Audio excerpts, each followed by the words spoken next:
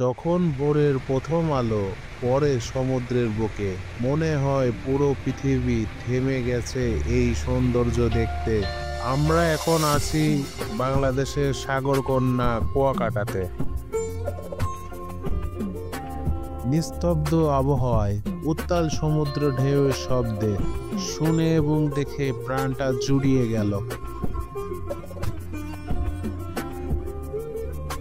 যত দূরেই তাকিয়ে থাকি না কেন, সমুদ্র বাদে আর কিছুই দেখা যায় না। সকাল সকাল ফুটপাত দিয়ে হাঁটতে হাঁটতে দেখতে পায় নীল রঙের অনেকগুলো ফুচকা চটপটি স্টল। এক সারিবদ্ধভাবে একই রঙের চটপটি ফুচকার স্টল দেখতে অমায়িক লাগছিল।